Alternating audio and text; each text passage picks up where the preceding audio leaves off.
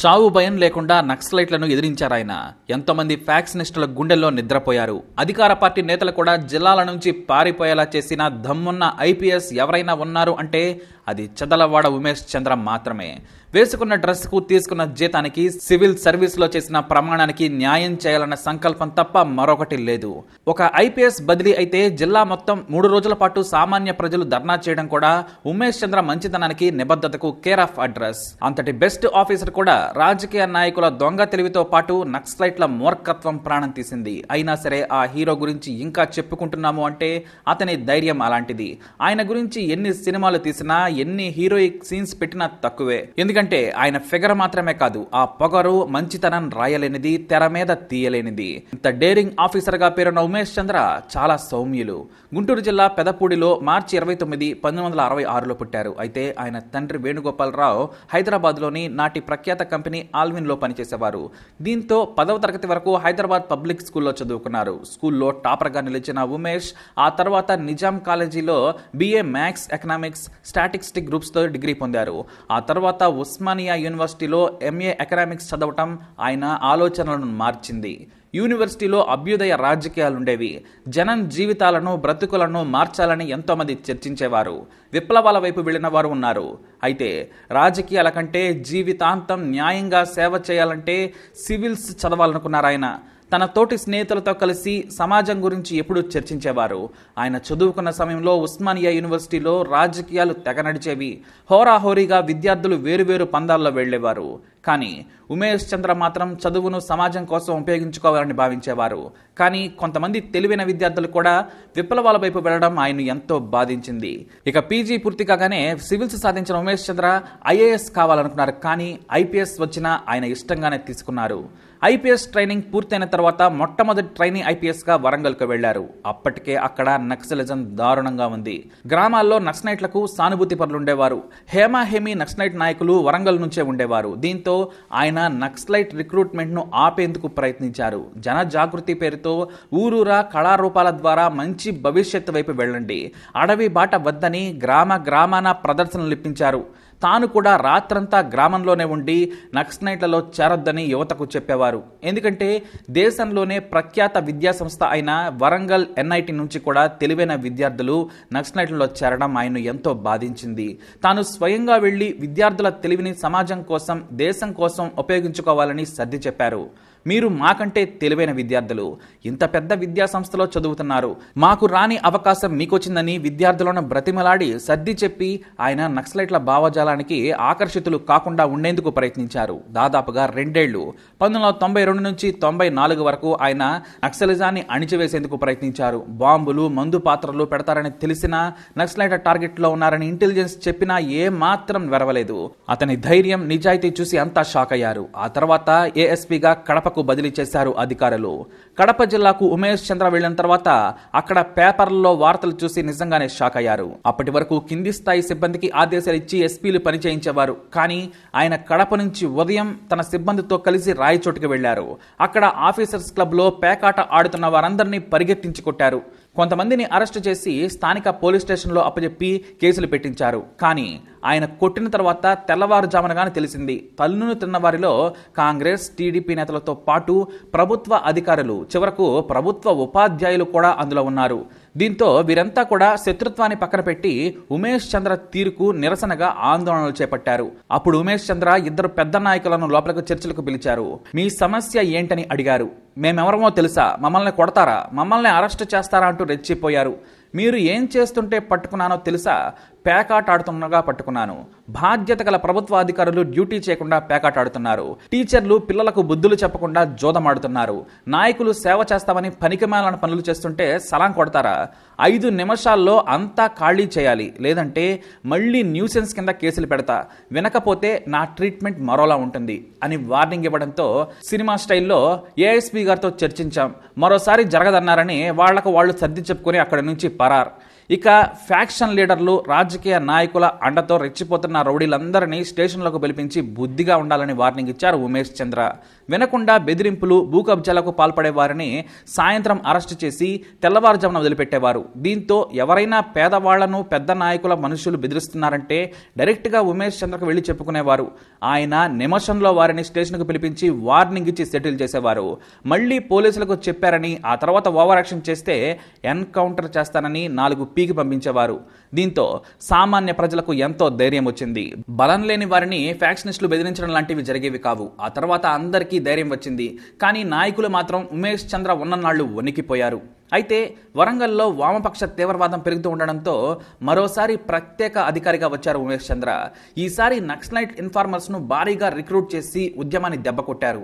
దీంతో నక్సలైట్లు ఉమేష్ చంద్రను టార్గెట్ చేశారు. పెద్ద పెద్ద నాయకులను వ్యూహాత్మకంగా పట్టుకున్నారు. అంతేకాదు, ఆరోగ్యం బాగోలేక అడవిలో నుంచి బయటకు వస్తే అంతే.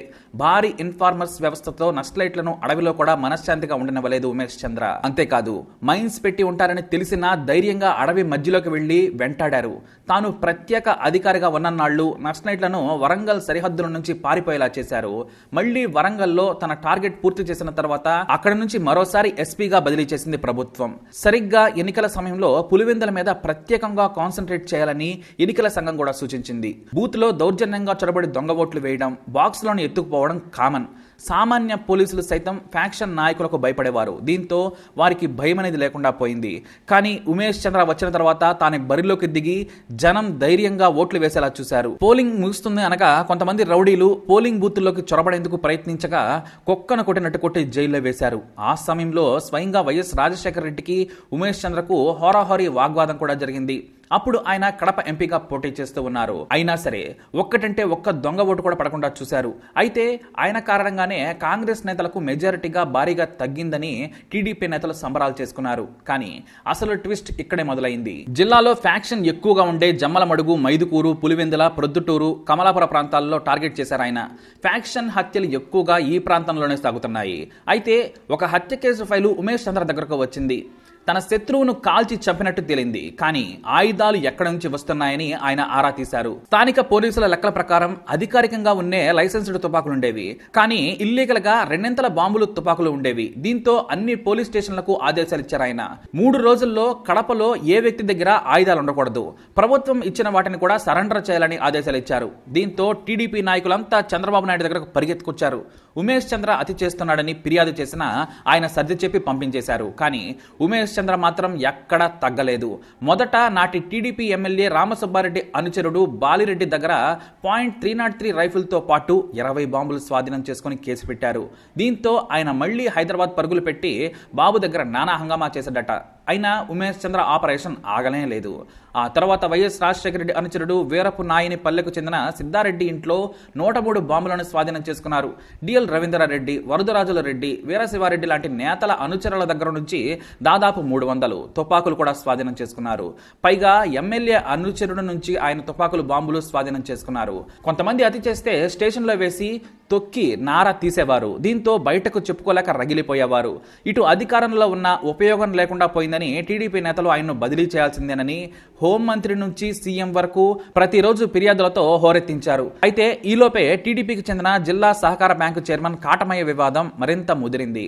ఆయన పోలీసులను బెదిరించడంతో స్టేషన్లో వేసి చితకబాదారని ఉమేష్ చంద్రపై ఆరోపణలు వచ్చాయి. కాటమయ్య అధికార పార్టీ ఉందని పోలీసులను అవమానించడంతో స్టేషన్లో హింసించారట. దీంతో జిల్లా టీడీపీ నాయకులు చంద్రబాబు ముందు ఫిర్యాదుల మీద ఫిర్యాదులు చేయడంతో ఉమేష్ చంద్రను అక్కడి నుంచి బదిలీ చేయడం జరిగింది.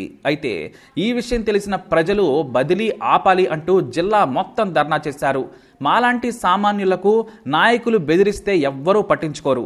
ఇప్పుడు డైరెక్ట్గా వెళ్ళి చిన్న పేపర్ మీద రాసిస్తే గంటలో మాకు పరిష్కారం చూపుతున్నారు ఉమేష్ చంద్ర. ఈ నాయకులకు, ఫ్యాక్షనిస్టులకు ఆయనే మొగుడని జనం ధర్నాలు చేశారు. ఇటు ఆయన గన్మెన్ కూడా బదిలీని నిరసిస్తూ రాజీనామా చేశాడు. ఒక హోంగార్డు బదిలీ ఆపాలంటూ ఆత్మహత్యాయత్నం చేసుకున్నాడు. మరునాడు పేపర్లలో టీడీపీ నేతల ఒత్తిడికి లొంగి మంచి అధికారిని బదిలీ చేశారనే వార్తలు చంద్రబాబు ప్రభుత్వాన్ని కూడా ఇరుకున పెట్టాయి. ఇటు రెండో రోజు ఉమేష్ చంద్ర పనితీరు నచ్చి టీడీపీ, కాంగ్రెస్ నేతలు కొంతమంది మంది ఆందోళన బాట పట్టారు. మంచిని కోరుకున్న వారంతా ధర్నాలు చేయడంతో పోలీసులు తలల పట్టుకున్నారు. 3వ రోజు ఉమేష్ చంద్ర వెళితే తమను బ్రతకనివ్వరని కొంతమంది పోలీసుల సిబ్బంది సైతం మూకుమ్మడిగా లీవులు పెట్టేశారు. దీంతో ఐజీ స్వయంగా వచ్చి పోలీసులకు భరోసా ఇచ్చారు. ఇటు ప్రజలకు కూడా ఇది సాధారణ బదిలీయే తప్ప మరోటి కాదని చెప్పుకొచ్చారు. అంటే సర్ది చెప్పుకొచ్చారు. ఆ తర్వాత నక్సలైట్ల ఉద్యమాన్ని ఏరేసేందుకు ఉమేష్ చంద్ర కరీంనగర్తో సహా ఎన్నో పదవుల్లో పనిచేశారు. గ్రేహౌండ్స్ చీఫ్ గా ఆయన నక్సలైట్లకు నిద్రపోకుండా చేశారు. అయితే హైదరాబాద్లో తలదాచుకున్న 2 నక్సలైట్లు మాయమయ్యారు. వారిని పోలీసులే చంపారని ఉమేష్ చంద్రపై కక్ష కట్టారు నక్సలైట్లు. వాస్తవానికి కడపలో కొంతమంది ఫ్యాక్షనిస్టులకు నక్సలైట్లతో సంబంధాలున్నాయనే విషయాన్ని పసిగట్టి ఆయుధాల ఏరివేతను మొదలుపెట్టారట ఉమేష్ చంద్ర. అయితే హైదరాబాద్ వచ్చిన నక్సలైట్లను ఉమేష్ చంద్ర చంపారని నక్సలైట్లు భావించారు. ఎందుకంటే వారి ఆచూకీ ఇప్పటి వరకు ఎవరికీ తెలియదు. దీంతో ఉమేష్ చంద్రను చంపేందుకు పక్కాగా ప్లాన్ వేసి ఆయన ఇంటి నుంచి బయలుదేరే సమయాన్ని ఎంచుకున్నారు 4 నక్సలైట్లు. హైదరాబాద్లోని ఎస్ఆర్ నగర్ దగ్గర టార్గెట్ చేశారు. సరిగ్గా రెడ్ సిగ్నల్ పడగానే కార్ ఆగింది. దీంతో ఒకేసారి వచ్చి ముందు సీట్లో ఉన్న డ్రైవర్ను గన్మెన్ను కాల్చి చంపారు. అయితే ఉమేష్ చంద్ర దగ్గర తుపాకీ ఉందని భయపడి పారిపోతుంటే ఆయన వెంబడించారు. కొంత దూరం వెళ్ళాక ఆయన దగ్గర తుపాకీ లేదని గుర్తించి దగ్గరకు వచ్చి వెనక్కి వచ్చి మరీ కాల్పులు జరిపారు. ఆయన కారు దిగకుండా ఉంటే బ్రతికిపోయేవారే. కానీ మొండిగా బయటకు వెళ్లారు. ఈ రెక్కి వెనుక నాటి ఫ్యాక్షన్ లీడర్లు కూడా పగతో సాయం చేసి ఉంటారనే ఆరోపణలు కూడా వచ్చాయి. కానీ ఎవరు తప్పు చేసినా కూడా ఒక డైనమిక్ లీడర్ను ప్రజలు కోల్పోయారు. 2 ఏళ్లే పనిచేసిన కడపలో ఒక్క ఫ్యాక్షనిస్ట్ కూడా ఉండేవాడు కాదు. ఒక ఎమ్మెల్యే కూడా ఉండేవాడు కాదు. అందరూ హైదరాబాద్ పారిపోయి వచ్చి తలదాచుకునేవారు. ఆయన ఊరూరు తిరిగి ఫ్యాక్షన్ ఎంతో మంది జీవితాలను పాడు చేసిందో చూడండి అంటూ కళ్ళు తెరిపించారు. అందుకే జనం పాలిట దేవుడిగా పోలీసులకు ఇన్స్పిరేషన్ గా నిలిచారు. ఐపీఎస్ అంటే ఉమేష్ చంద్రలా ఉండాలి అనే పేరును సంపాదించుకొని స్వర్గస్థులయ్యారు. మరి ఉమేష్ చంద్ర ఐపీఎస్ పై మీ అభిప్రాయాన్ని తప్పకుండా కమెంట్ ద్వారా తెలియజేయండి. తప్పకుండా అతనికి సెల్యూట్ చేయండి. ఈ వీడియోని లైక్ చేయండి, షేర్ చేయండి, మా ఛానల్ని సబ్స్క్రైబ్ చేసుకోండి.